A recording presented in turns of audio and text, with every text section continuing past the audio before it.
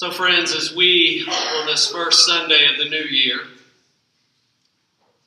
when we are still perhaps symbolically thinking about the new opportunities waiting for each of us, when we're still perhaps discerning those resolutions to bring about a better self, if you will, on this day of Epiphany, with the 12 days of Christmas just complete, as we honor the revelation of the Christ child and the visit to the child of the Magi, I begin this morning with a question that is born out of my own sense of curiosity. Who was the first person or group of people to share with you, to explain to you, to talk with you, to reveal to you the great mystery that is God? Who was the first person or group of people to share with you, explain to you, talk with you, reveal to you the great mystery that is God? Was it your mother or father? Was it a grandparent, an aunt, an uncle, a pastor, or Sunday school teacher? Was it a dear friend? Did you just stumble upon it somehow, some way over the course of your life? Who first shared with you the richness, the miracle, the beauty, and the mystery that is God? I would imagine for most of us that revelation and discovery came to us at a pretty young age. Looking around this morning, knowing most of you as well as I do, I know that you, like me, have grown up and spent pretty much your whole life in and around the church, in and around faith community of some kind. I was pretty much brought to and left upon the doorstep of First Christian Church in Winder, Georgia as an infant, just months old. And I still have in my possession, glued permanently into my baby book, my certificate of enrollment into the cradle roll of First Christian Church. By the way, also glued into that same baby book permanently is an original copy of my birth certificate, the only original copy that exists. So I was the only teenager who carried with him his baby book to get his driver's license, and was the only grown man who ever had to carry his baby book to apply for a passport. Thanks, Mom. So anyway, for me, it was a group of women, some of whom would also teach me to write my name for the first time, teach me to tie my shoes for the first time, some of which would teach me to read my first words. They were the ones who first spoke to me about the great mystery of God, who first, to borrow Paul's words from the writing to the Ephesians, gave me, quote, access to God. Gave to me access to God. Now, Paul says, or Ephesians says, with boldness and confidence through faith. If you ask them, they may not say that they had boldness or confidence in faith, but I, as a child, saw that in them. They gave to me access to God in boldness and in confidence through faith. Now, religion and faith were not taught in my home as a child, but I was given access. The doors were flung open to me, and I was welcomed warmly, and I was welcomed unconditionally. For me, it was the church.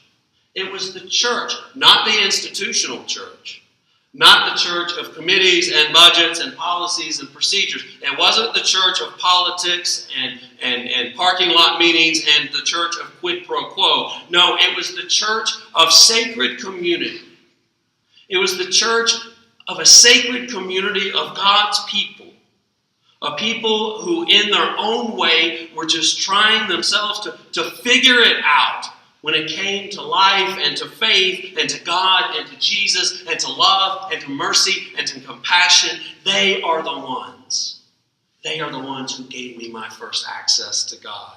They are the ones through the imperfect gifts of their own, gifts that had been passed down, passed along to them over the generations, over the decades, over the years, who spoke to me and disciplined into me and hugged into me and loved into me, even when I didn't necessarily deserve it or when I certainly didn't feel worthy of it. They loved into me and hugged into me again, as it is written, the wisdom of God in its rich variety. Who imparted such wisdom and love into you?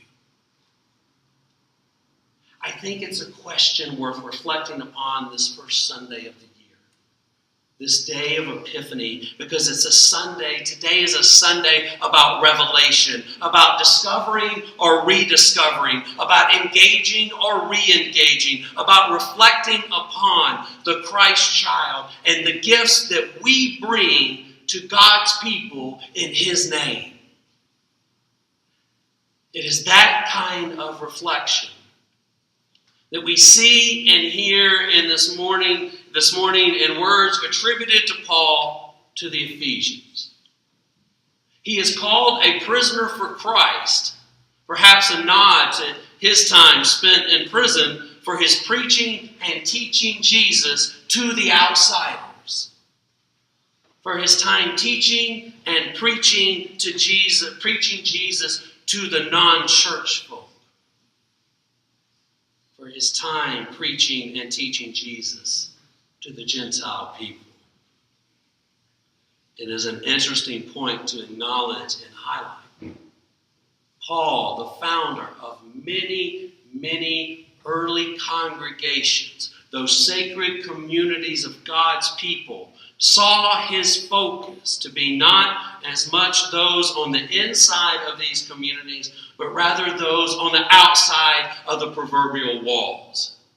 Thus, he left the primary care of individual members within those early churches to be attended to by the rich variety of gifts and faith brought by the members themselves, those first followers of this new Jesus movement. Paul's writing highlights one of the first tensions found within those early communities. The inclusion, the full welcome and inclusion of those from the outside, those from the Gentile world.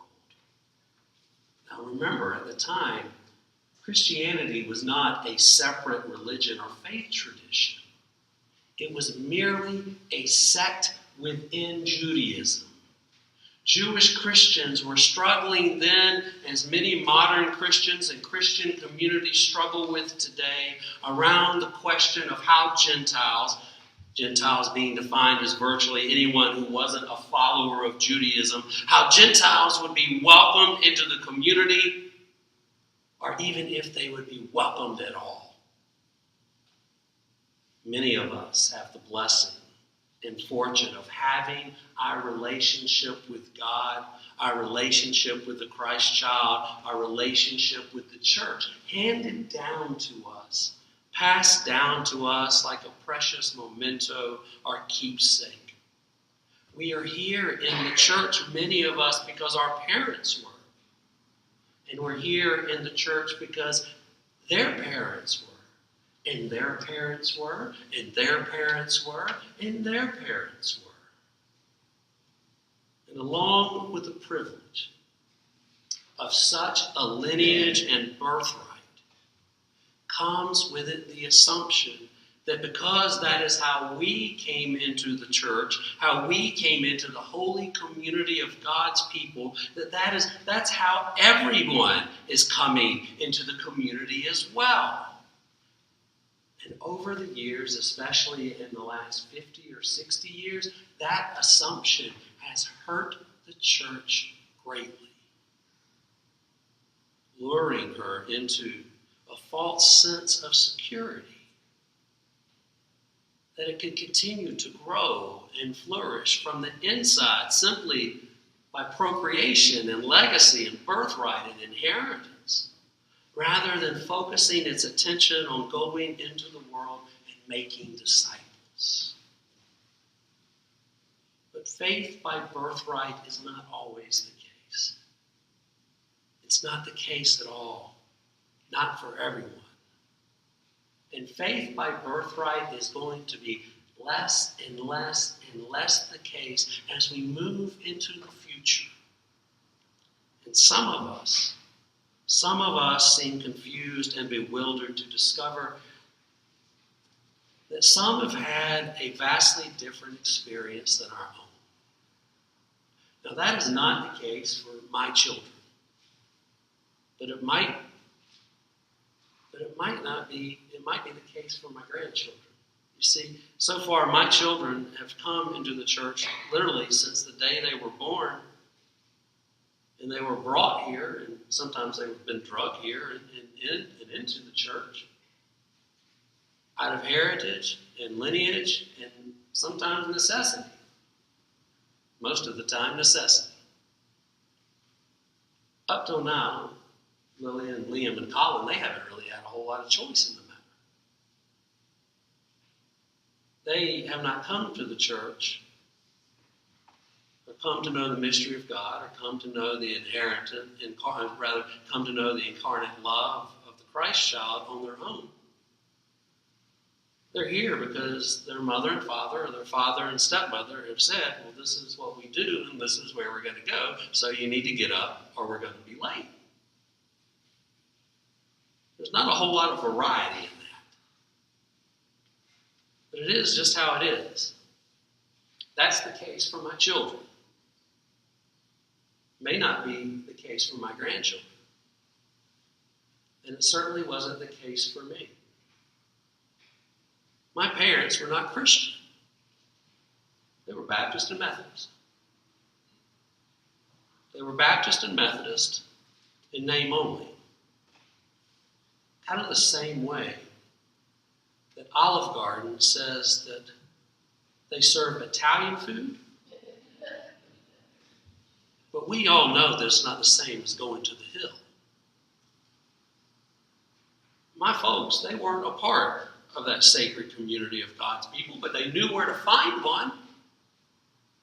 And those who were a part of that community at First Christian, they had a choice. They had a decision as to whether or not they would welcome this little Gentile child thrust upon them. And because they chose to welcome this Gentile child, this outsider, collectively, and for some of them individually, they were the first ones to share with me the rich variety of God's wisdom. Now, that phrase itself suggests that the revelation of God, the richness and the beauty and the mystery of God comes in many different ways. A rich variety. And it also indicates that each variety has depth and value and purpose and significance. Which for me makes Matthew's telling of the Magi visit all that more compelling and important. These wise men from the east, as we are told. These wise men, they're pagans. They're pagans. They're wizards. They're sorcerers. They're astrologers. The Magi are magicians. They probably know little, if anything, about Judaism. They probably know little, if anything, about Hebrew Scripture. And if they did know, then they would probably know then that their very practices are forbidden by Hebrew Scripture. They probably knew nothing of the prophets Jeremiah and Isaiah.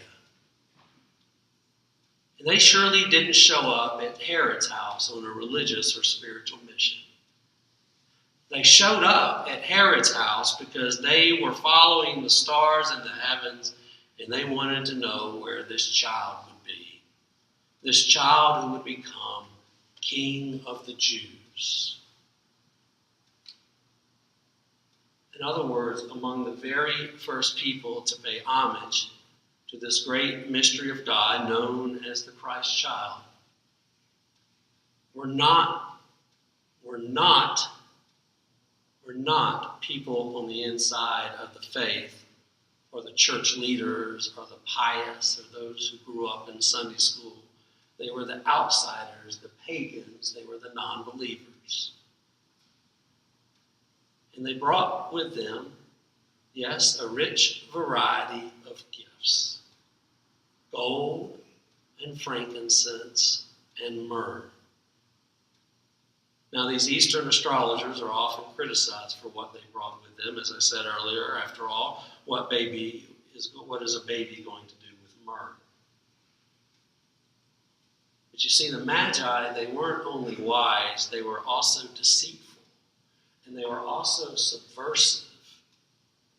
And I can easily picture them purchasing these gifts, as so many of us do, at the very last minute, on their way to the baby shop.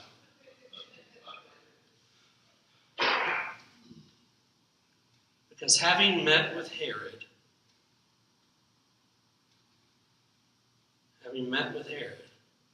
and they might not have realized exactly the extent to which he was willing to go.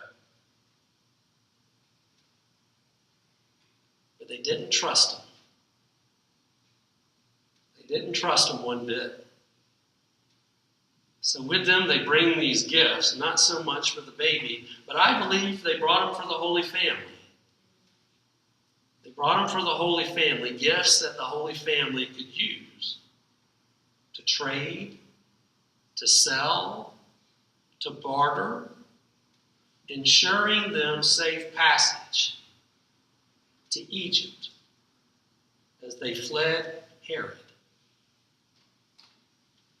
The story of the Magi is compelling to me because it opens our eyes to the fact that sometimes it's not the religious or the pious or the church-going folk who reveal to us something about the great mystery of God. Instead, it's often those you least expect, those on the outside.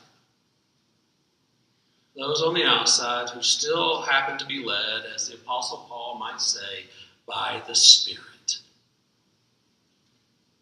So I ask you again, who was the first person or group of people to share with you, to explain with you, to talk with you, to reveal to you the great mystery that is God?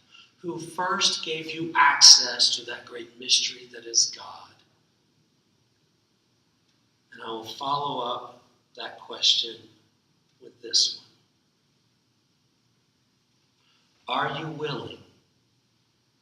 Are you willing even still today? Are you willing even still tomorrow? Are you willing even still into next week and next month and 6 years from now? Are you willing and able to allow yourself to be open still to having that mystery, that great mystery of God revealed to you again and again and again and again and again, and revealed to you yet not by the familiar, but by the unexpected? Revealed to you not by the familiar, but yet revealed to you by the new and different, because there too, I promise you, as sure as I am standing here, there too, you will find the wisdom of God in all its rich variety.